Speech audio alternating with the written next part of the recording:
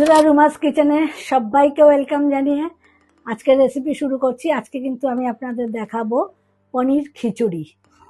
পনির খিচুড়ি করার জন্য আমি এখানে নিয়েছি 1 কাপ চাল, ভালো করে ধুয়ে জলে ভিজিয়ে রেখেছি। আর নিয়েছি অড়হরের ডাল। অড়হরের ডালও আমি 1 কাপ নিয়েছি, 1 ঘন্টা আমি ধুয়ে ভিজিয়ে রেখেছি। আর নিয়েছি এখানে কড়াইশুঁটি 200 গ্রাম মতো আছে। নিয়েছি 2 চামচ আদা গ্রেট করা। আর নিয়েছি এখানে 200 গ্রাম পনির। তো বন্ধুরা আমার সাথে থাকুন, দেখতে থাকুন। নেক্সট স্টেপ কিচেনে অল্প করে একটু সাদা তেল, পনিরটা হালকা ভেজে তুলে নেব। তারপর আমি এটা এই খিচুড়িতে আমি কিন্তু সরষের তেল ব্যবহার করব। একটু তেলের মধ্যে লবণ দিয়ে দিচ্ছি, পনিরের গায়ে মাখাবো না। পনিরগুলো একে একে ছেড়ে দিচ্ছি।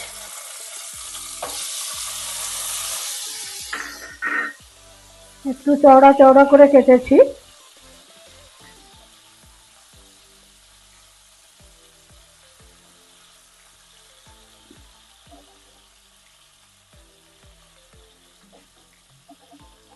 কিন্তু ভাজা হয়ে গেছে বন্ধুরা, তুলে নিচ্ছি আমি।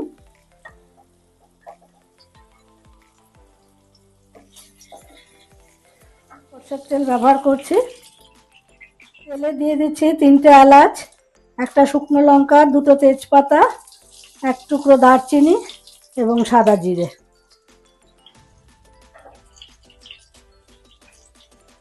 হয়ে গেছে। এবার আমি দিয়ে দিচ্ছি চালটা।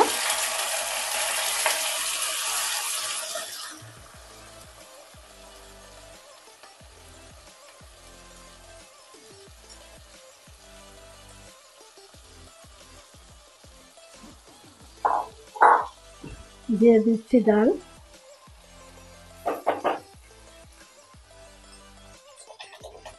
দিয়ে দিচ্ছি জল।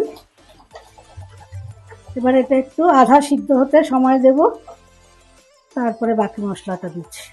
15 মিনিট বাদে দেখাচ্ছি। দেখুন অর্ধেকের বেশি সেদ্ধ হয়ে গেছে।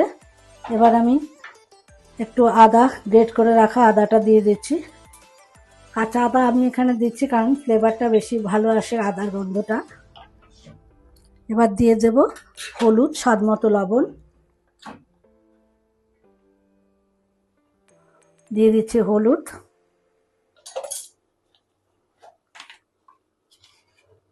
দিয়ে দিচ্ছি, স্বাদ মতো লবণ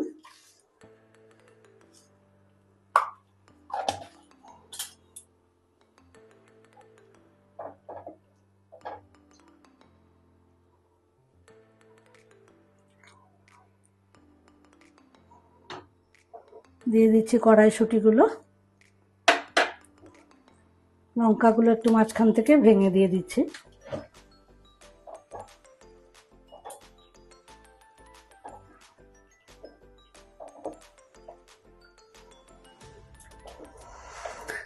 মিষ্টি। এবার আবার একটু ঢেকে দিচ্ছি।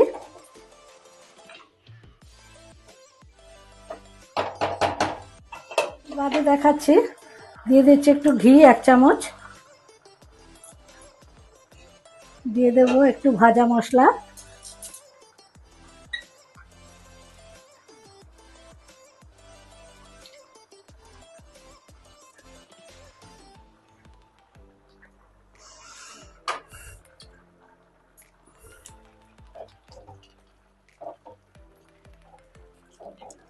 ভালো করে একটু নাড়াচাড়া করে দিয়ে আমি পনিরটা দিয়ে আবারও একটু ঢেকে দিচ্ছি।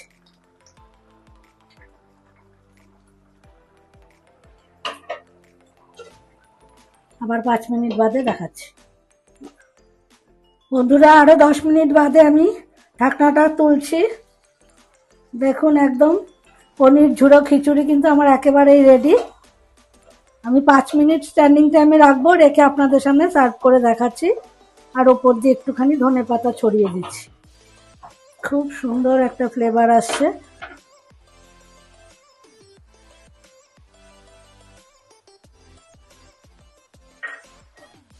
বন্ধুরা পনির ঝুড়ো খিচুড়ি কিন্তু আমার একেবারে রেডি। আপনারা চাইলে কিন্তু এর সঙ্গে সবজিও অ্যাড করতে পারেন, ভালো লাগবে খেতে। এরকমই একদিন বানিয়ে দেখুন, খেয়ে কেমন লাগলো। ভালো লাগলে কমেন্ট করে আমাকে জানাতে ভুলবেন না। ভালো লাগলে লাইক শেয়ার, পেজটা ফলো করে আমার পাশে থাকবেন। আর ইউটিউব চ্যানেলের বন্ধুদেরও একই অনুরোধ রইল, চ্যানেলটা সাবস্ক্রাইব করে আমার সাথে থাকবেন। সবাই ভালো থাকবেন, সুস্থ থাকবেন, এরকম পরপর আপডেট দিতে থাকবো আমি নতুন নতুন ভিডিও। তো এখনকার জন্য বিদায় নিচ্ছি, টাটা।